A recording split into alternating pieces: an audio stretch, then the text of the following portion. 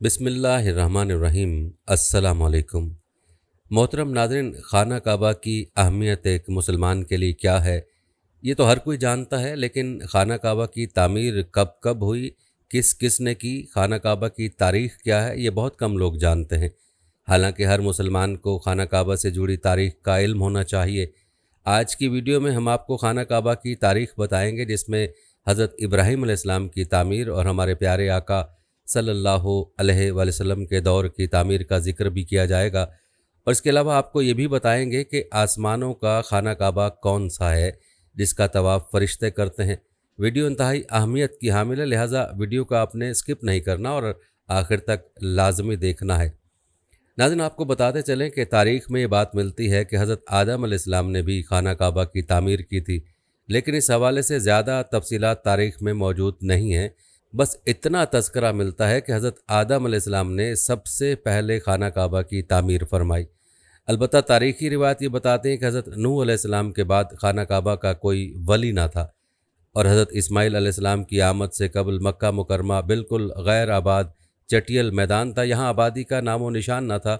खाना काबा की बुनियादों के निशानात भी बाकी न रहे थे। फिर अल्लाह ताला ने हज़रत इब्राहीम अलैहिस्सलाम को हुक्म दिया कि वो अपने प्यारे फ़र्जंद हज़रत इस्माइल अलैहिस्सलाम को यहाँ आबाद करें।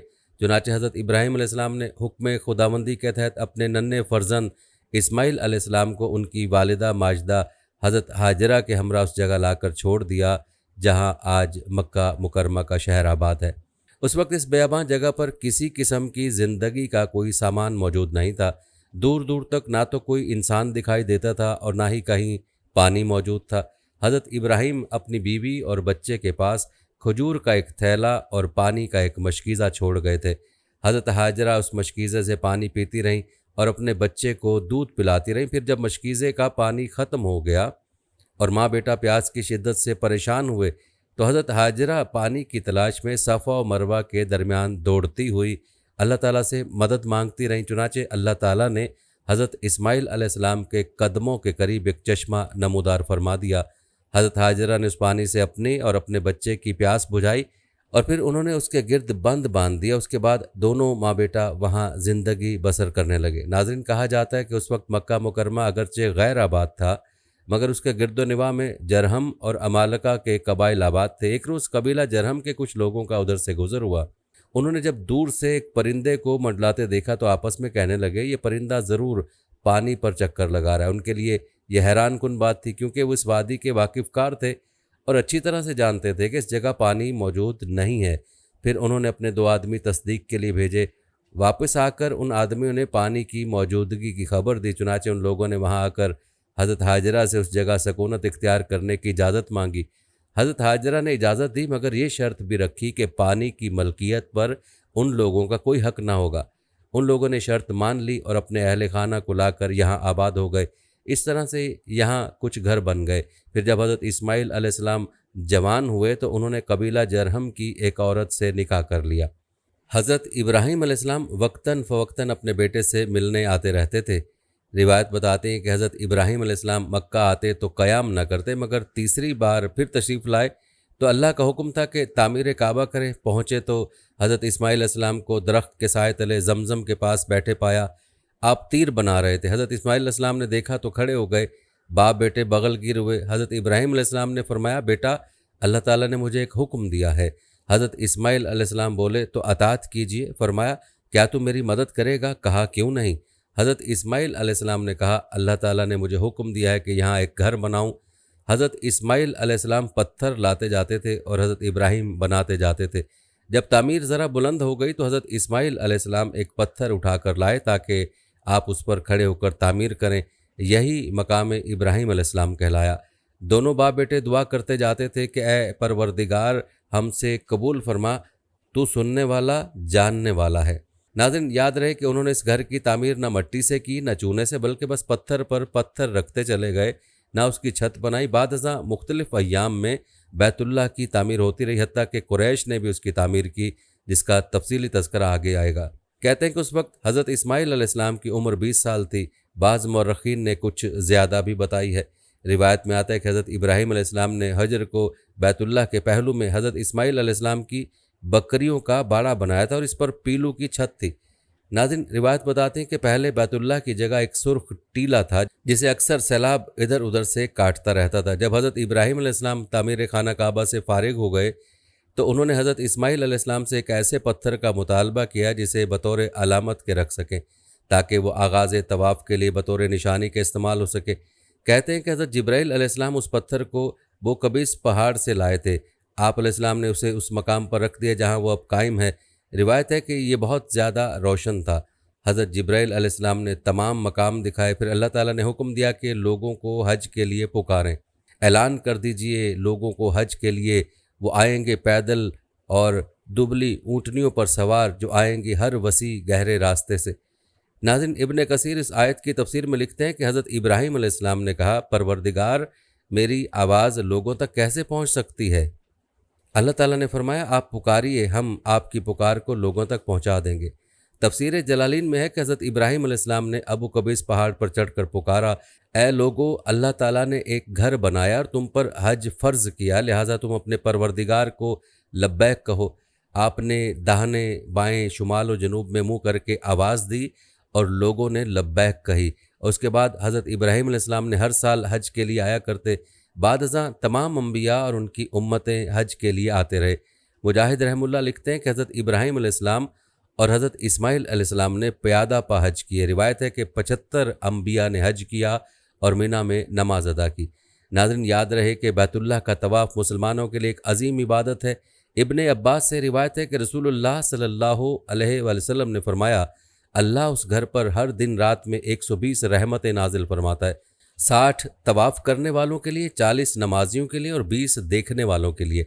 इसी तरह हज़रत हसान बिन अतिया ने फरमाया, हमने रसूलुल्लाह सल्लल्लाहु अलैहि वसल्लम के इस कौल में गौर किया तो मालूम हुआ कि सब रहमतें तवाफ़ करने वालों के लिए, क्योंकि वो तवाफ़ भी करता है, नमाज भी पढ़ता है और काबे की तरफ देखता भी है। नाज़रीन, किसी ने क्या ही अच्छा कहा है कि खाना काबा में तरह तरह की फजीलतें हैं, घर वाला ही उन्हें जानता है। जो कोई यहाँ अपनी ख़ताओं से डर कर आया, अल्लाह उसकी हिफाजत करता है।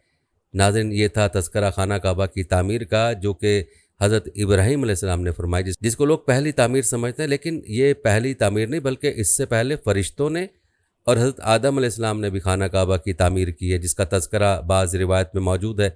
खाना काबा की तारीख़ में हज़रत इब्राहीम अलैहिस्सलाम की तामीर के बाद जिस तामीर को ज़्यादा अहमियत है वो कुरैश के दौर की तामीर है, जो कि नबी करीम सल्लल्लाहु अलैहि वसल्लम के ज़माने में हुई।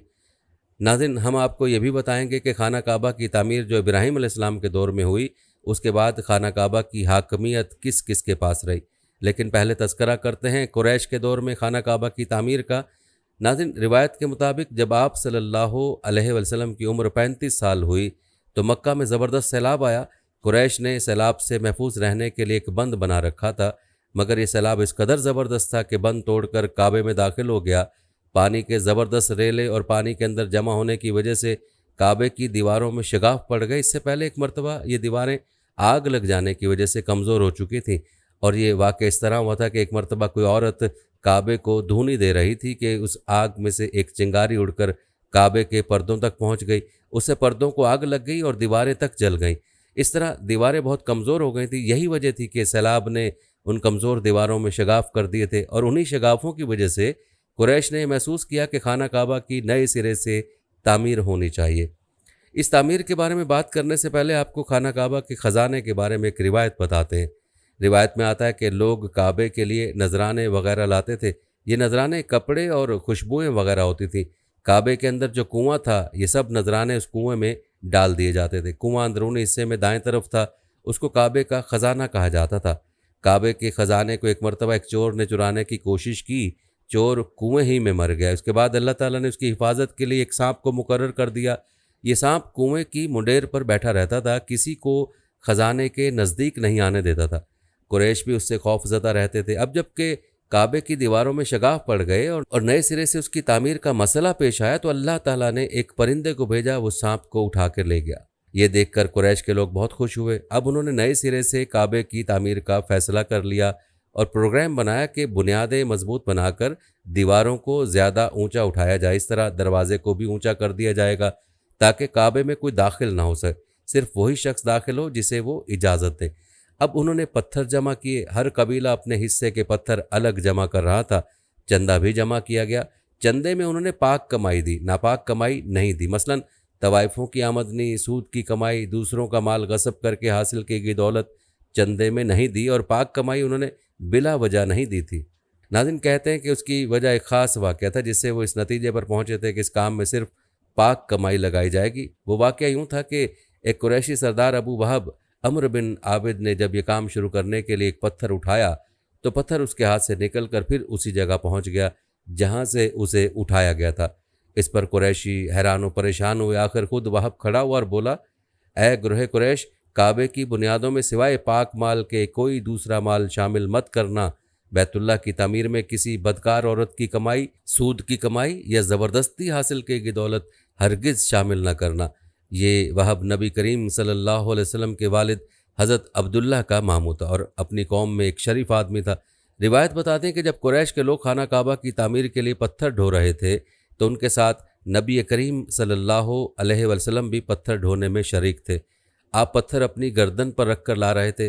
तामीर शुरू करने से पहले कुरैश के लोगों ने खौफ महसूस किया कि दीवारें गिरने से कहीं उन पर कोई मुसीबत न नाजिल हो जाए। आखिर एक सरदार वलीद बिन मुगीरा ने कहा कि काबे की दीवारें गिराने से तुम्हारा इरादा इस्लाह और मुरम्मत का है या इसको ख़राब करने का? जवाब में लोगों ने कहा कि जाहिर है हम तो मुरम्मत और इस्लाह चाहते हैं। ये सुनकर वलीद ने कहा, तब फिर समझ लो अल्लाह ताला इस्लाह करने वालों को बर्बाद नहीं करता।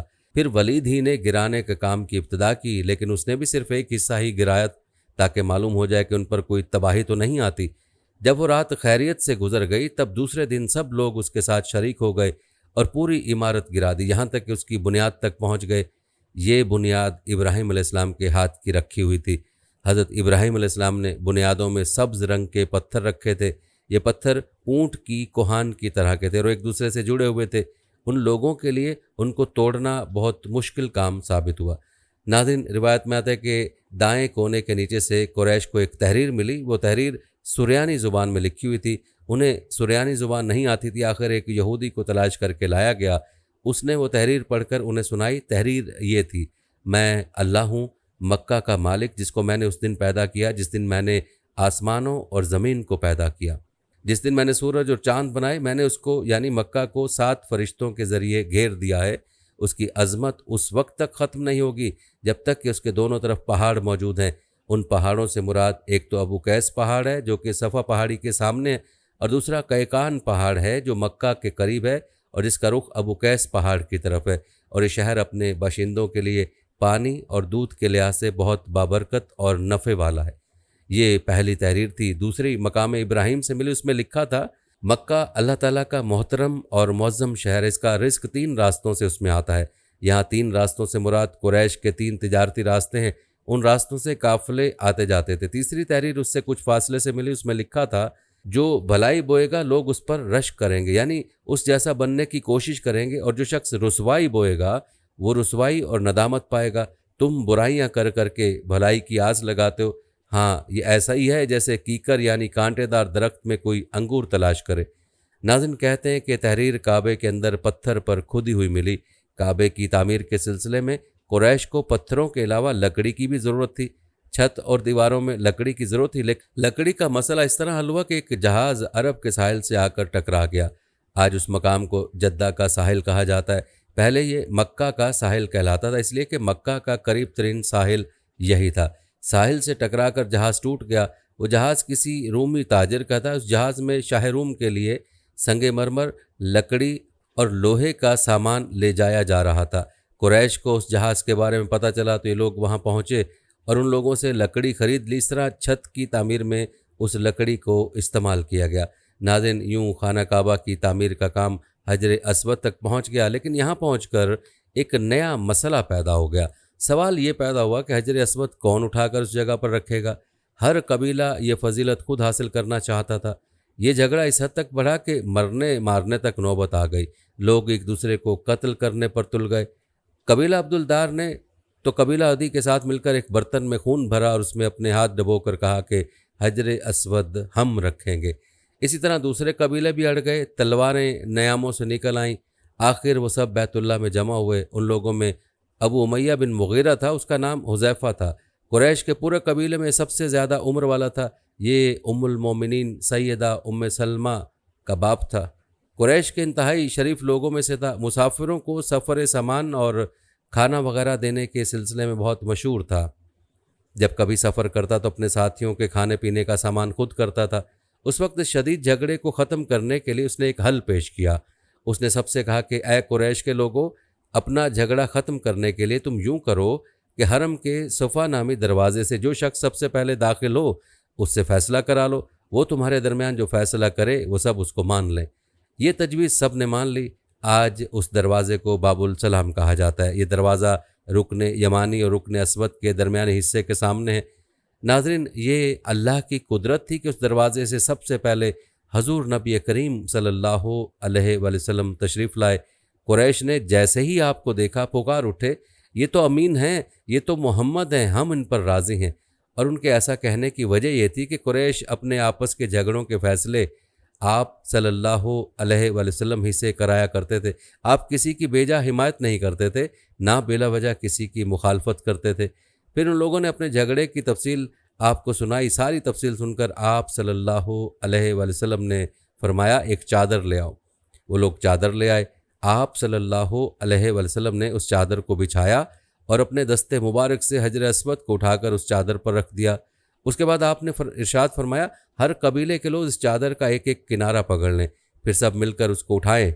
उन्होंने ऐसा ही किया। चादर को उठाए हुए उस मकाम तक आ गए जहां हजर अस्वद को रखना था।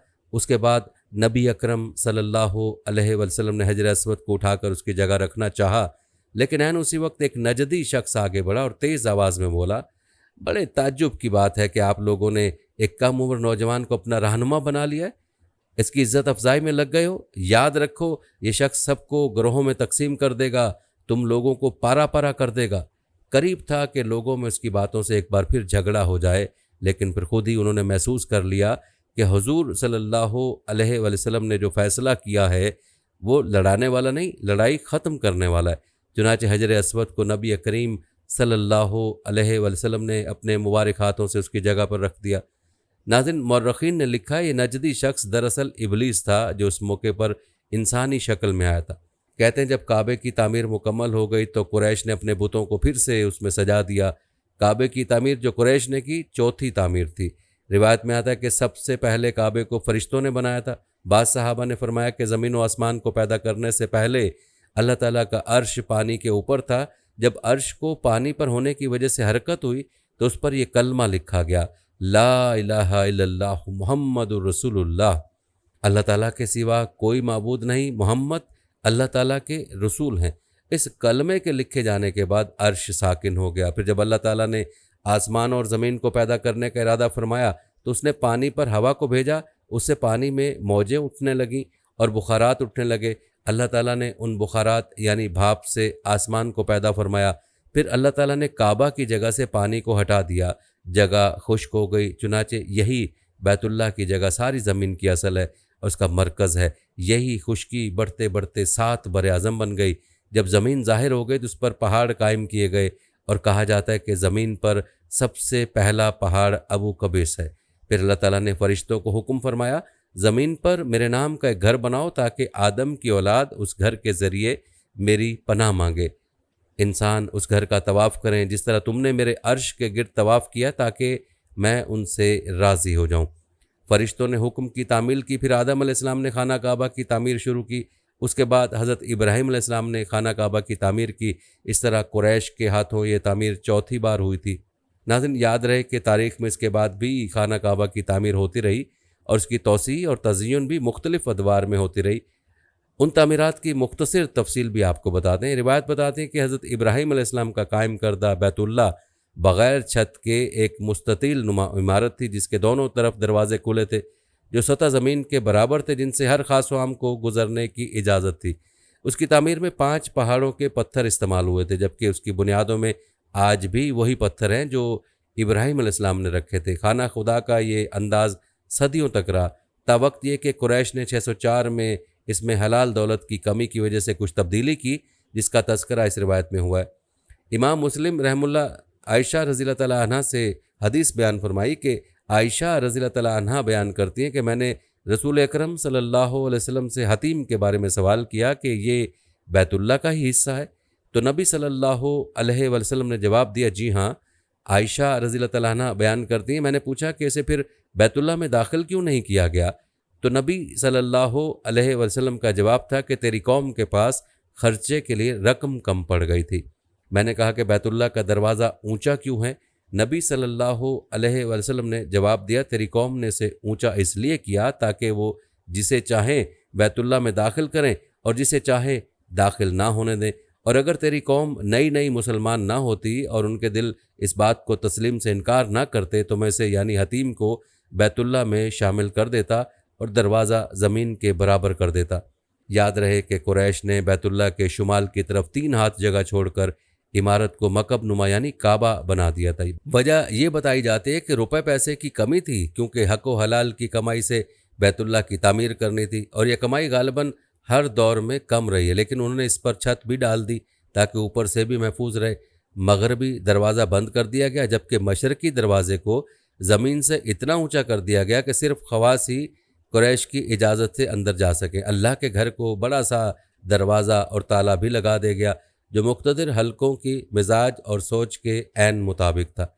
हालांकि नबी पाक सल्लल्लाहु अलैहि वसल्लम जो इस तामीर में शामिल थे की ख्वाहिश थी कि बैतुल्लाह को इब्राहिमी तामीर के मुताबिक ही बनाया जाए।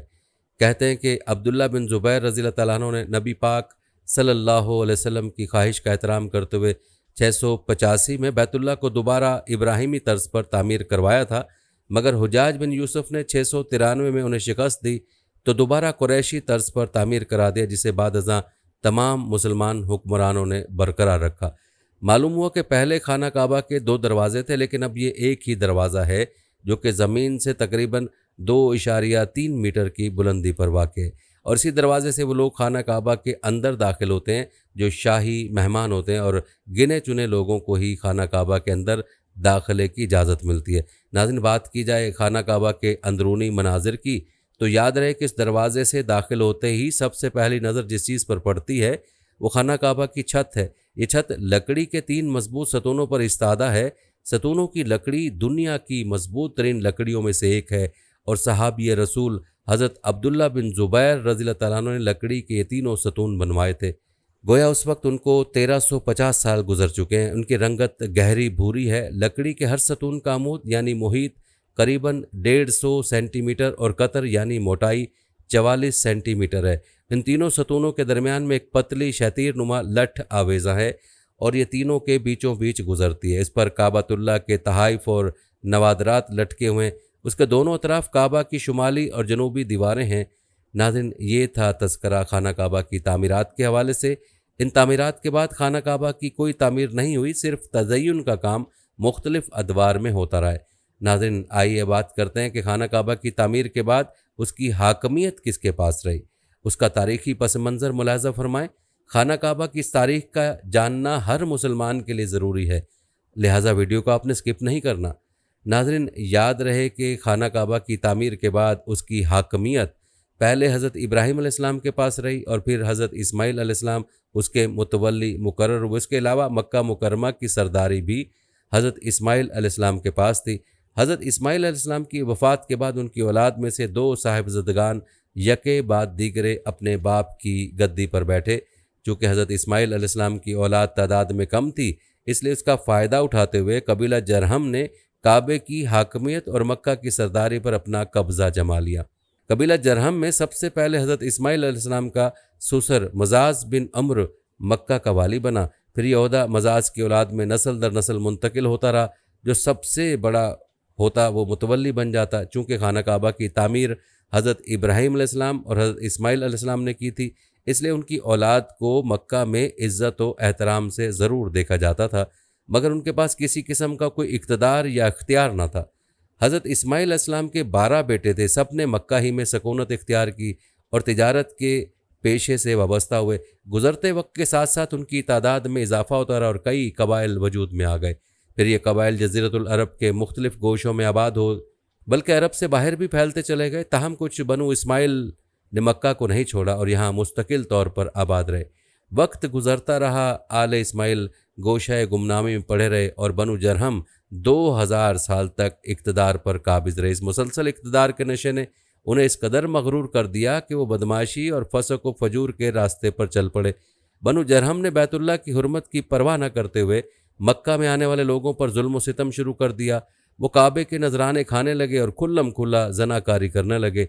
उनकी ये बदमाशियाँ मक्का में मौजूद बनु इस्माइल के लिए नाकाबिल बर्दाश्त होती जा रही थीं। वो अंदर ही अंदर कुड़ते और भड़कते रहते। रूमियों ने मिस्र व शाम पर कब्ज़ा करके यमन के तिजारती रास्तों पर अपना तसल्लुत जमा लिया था। इससे यमन की तिजारत तबाह हो गई। इस वजह से यमन के कोहलानी कबाइल तर्क वतन पर मजबूर हुए। उन कबाइल में से औस व खज़रज मदीना में आबाद हुए, जबकि कबीला बनु ख़ज़ा ने तहामा को अपना वतन बना लिया। फिर जब बनु ख़ज़ा ने देखा कि बनु अदनान, जो कि हज़रत इस्माइल अलैहिस्सलाम की औलाद में से ही हैं, बनु जरहम को सख्त नापसंद करते हैं, तो उन्होंने एक अदनानी कबीले बनु बकर बिन अब्द मनाफ बिन कुनाना को साथ मिलाकर बनु जरहम के ख़िलाफ़ ऐलान जंग कर दिया। अभी जंग शुरू नहीं हुई थी कि बनु जरहम को अज़ाब इलाही ने भी आ घेरा। उनके जिस्मों पर छाले नमूदार हुए और नक्सीर बहने लगी। बहरहाल इसके बावजूद वो अपने हरीफ से खूब लड़े, मगर उनकी कोई तदबीर भी कारगर साबित न हुई और उनको अपनी शिकस्त साफ नजर आने लगी।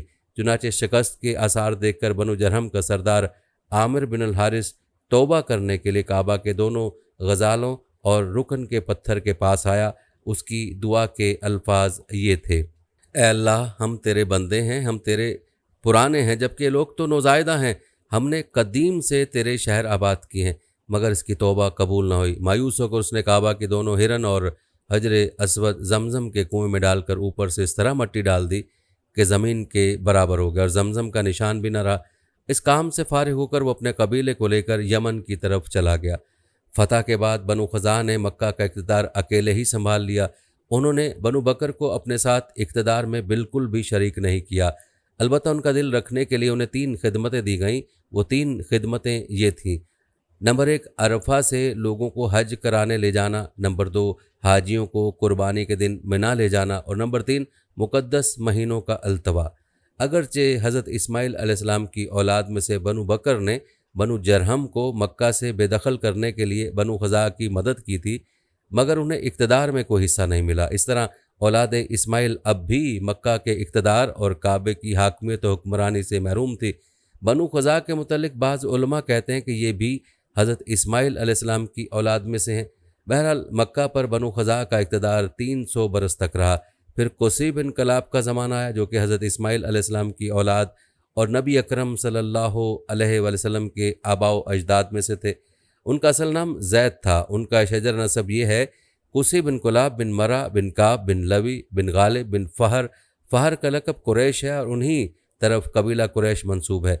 बिन मालिक बिन नज़र बिन कनाना बिन खुज़ैमा बिन मदरका बिन अलियास बिन मज़र बिन नज़ार बिन माद बिन अदनान। नबी अकरम सल्लल्लाहु अलैहि वसल्लम के शजर नसब में अदनान तक माहिरीन अंसाब का इत्तफ़ाक़ है, लेकिन इससे ऊपर के नसब में इख्तलाफ पाया जाता है। ये इख्तलाफ शुमार में भी है और नामों में भी है। अलबत्ता अहले नसब इस पर मुत्तफ़िक़ हैं कि अदनान हज़रत इस्माइल अलैहिस्सलाम बिन इब्राहीम अलैहिस्सलाम की औलाद में से हैं। रिवायत में आता है कि कुसी अभी शीर खारी थे कि उनके वालिद कुलाब फ़ौत हो गए। उनकी वालिदा फ़ातिमा बिन्त साद बिन सुहेल थीं। फ़ातिमा के बतन से कुलाब के 2 बेटे ज़हरा और कुसी पैदा हुए। कुसी तो कमसिन थे, मगर उनके भाई ज़हरा जवान हो चुके थे। कुलाब की वफ़ात के बाद ज़हरा और कसी की वालिदा फ़ातिमा ने कबीला कुज़ाह के रबिया बिन हराम बिन खनसा बिन अब्द कबीर बिन अज़रा बिन ज़ैद से शादी कर ली। चूँकि कुसी शीरख्वार थे, इसलिए उनकी वालिदा उन्हें अपने साथ अपने खामिन रबिया के इलाके शाम में ले गई, जबकि कुसी का भाई ज़हरा अपने इलाके और अपनी कौम में ही रहा। फ़ातिमा के बतन से रबिया का एक लड़का पैदा हुआ। कुसी के इस अखयाफ़ी भाई का नाम रज़ा बिन रबिया था। रबिया बिन हराम के 3 और लड़के एक दूसरी औरत के बतन से भी थे, जिनके नाम हसन बिन रबिया, महमूद बिन रबिया और जलहमा बिन रबिया था। कुसी बिन कज़ा के इलाके में रहते हुए सन बलूग को पहुँचे। वो ख़ुद को रबिया बिन हराम की औलाद समझते थे। एक दिन बनु कज़ा के किसी आदमी से उनकी कुछ तकरार हो गई। उस कज़ाई ने तंज़ करते हुए कुसी से कहा, तुम यहाँ गुर्बत में हो, तुम हमारी कौम से नहीं हो, तुम अपने इलाके और अपनी कौम में क्यों नहीं चले जाते? कुज़ाई की इस तंज़िया बात से कुसी बड़े रंजीदा खातिर हुए। चुनाचे वो तस्दीक के लिए सीधे अपनी वालिदा के पास पहुँचे। उनकी वालिदा ने बेटे की बात सुनकर कहा कि मेरे बेटे, गम न कर, बखुदा तुम्हारी ज़ात उन लोगों से बहुत आला है तुम्हारा बाप उन लोगों से ज़्यादा मुअज़्ज़ज़ और शरीफ है। तुम्हारा बाप कुलाब बिन मरा बिन काब बिन लवी बिन गालिब बिन फ़हर बिन मालिक बिन नज़र बिन कुनान अल करशी है। तुम्हारी कौम मक्का मुकरमा में रहती है। वालिदा की बात सुनकर कुसी ने अपने वतन मक्का मुकरमा में अपनी कौम के पास जाने का पुख्ता इरादा कर लिया। फिर वालिदा के मशवरे पर माह हराम तक वहीं रहे। जब लोग हज के लिए जाने लगे तो वो भी एक काफ़िले के साथ मक्का मुकरमा के लिए रवाना हो गए। मक्का पहुंचकर उन्होंने फ़रीज़ा हज अदा किया और फिर मुस्तकिल तौर पर वहीं क़याम पज़ीर हो गए। उस वक्त काबा के मुतवल्ली और मक्का का अमीर हलील बिन हबशिया अल खराई था। कुसी ने हलील की बेटी हई के लिए शादी का पैगाम भिजवाया। हलील को जब कुसी के नसब का इल्म हुआ तो उसने बखुशी अपनी बेटी की शादी कुसी से कर दी। शादी के बाद कुसी अपने खुसर हलील के साथ रहने लगे। हबी के वतन से कुसी के बेटे अब्दुलदार, अब्द मनाफ, अब्दुल उज़्ज़ा और अब्द कुसी पैदा हुए। कहते हैं बनु खज़ा के खजाना नामी एक शख्स के दिल में ये ख्याल पैदा हुआ कि अगर हलील की बेटी हबी के वतन से कुसी के ज़्यादा बेटे पैदा हुए तो फिर हलील खाना काबा की हुक्मरानी और सरबराही अपने दामाद कुसी को मुंतकिल कर देगा और इस तरह से खाना काबा से हासिल होने वाली तमाम आमदनी पर कुसी का कब्ज़ा हो जाएगा। चुनाचे वो हलील के पास आया और उससे कहा कि वो बनी खज़ा से है और कुसी बिन कनाना की नस्ल से है, इसलिए कुसी के मामले में वो खाना काबा की सरबराही का ज़्यादा हकदार है। अगरचे हलील को उसकी बात अच्छी नहीं लगी ताहम फिर भी उसने प्यार से उसे समझाते हुए कहा कि मैं अभी मरा नहीं जा रहा हूँ, इसलिए ये कज़िया फिर किसी वक्त तय किया जाएगा। मगर ख़जाना बार बार इसरार करने लगा। उसने मुतालबा किया कि हलील को यह काम अपनी ज़िंदगी में कर देना चाहिए। इस पर हलील को गुस्सा आ गया। उसने खाना काबा की सरबराही उसके नाम मुंतकिल करने से साफ इनकार कर दिया। इनकार सुनकर ख़जाना ने हलील से लड़ाई की ठान ली। उसकी कौम बनु खज़ा भी उसकी हिमायत में हलील के ख़िलाफ़ जंग पर आमादा हो गए। ये सूरत हाल देखकर हलील ने भी बनु कनाना को सारा किस्सा बयान कर दिया। चुनाचे बनु कनाना कुस्सी और हलील की मदद के लिए तैयार हो गए। फिर दोनों कबीलों के लोग जहाँ जहाँ भी थे मक्का में आकर जमा हो गए और जंग छिड़ गई। ये बहुत सख्त जंग थी और कई साल तक जारी रही। उस जंग में बनु बकर जो कि हज़रत इस्माइल अलैहिस्सलाम की औलाद में से थे बनु खज़ा की हिमायत में निकल आए। इस तरह से बनु खज़ा की ताकत अपने हरीफ के मुकाबले में बढ़ गई थी। ये सूरत हाल देखकर कुसी ने कुरैश से कहा कि हम हज़रत इस्माइल अलैहिस्सलाम की खालिस नस्ल से हैं, इसलिए काबे की सरबराही और मक्का की इमारत पर हमारा हक़ है, इसलिए तुम लोगों को मेरी मदद करनी चाहिए। चुनाचे कुरैश भी कुसी की हिमायत में उस जंग में शरीक हो गए। इसके अलावा कुसी ने अपने अखयाफ़ी भाई रज़ा बिन रबिया बिन हराम को भी मदद के लिए पुकारा। रज़ा ने अपनी कौम से अपने भाई की मदद की दरख्वास्त की। रज़ा की कौम ने उसकी बात मान ली और रज़ा भी अपने तीनों भाइयों और अपनी कौम को साथ लेकर कुसी की मदद के लिए मक्का आ गया।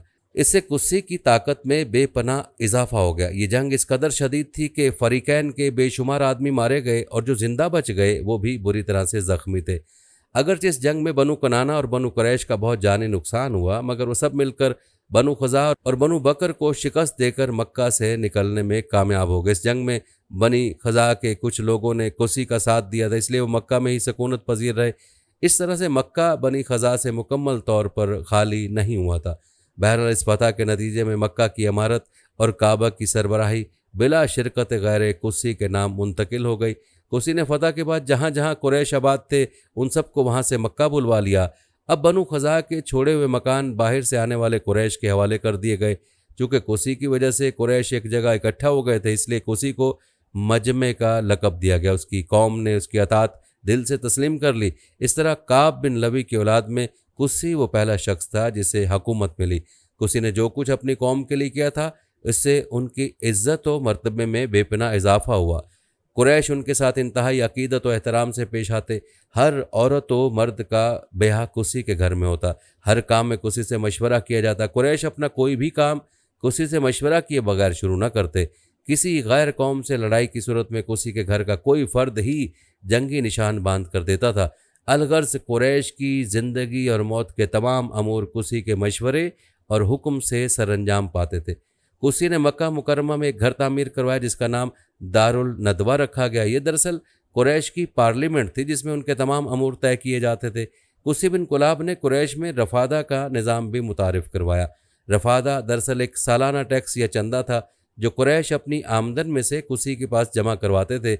उस चंदे की रकम से हाजियों के लिए खाना पकाया जाता था। फिर कुसी ने अपनी ज़िंदगी में ही ये तमाम खिदमात अपने बड़े बेटे अब्दुल्दार को सौंप दी। इस तरह कुसी बिन कुलाब की वफ़ात के बाद अब्दुल्दार मक्का का सरदार बन गया।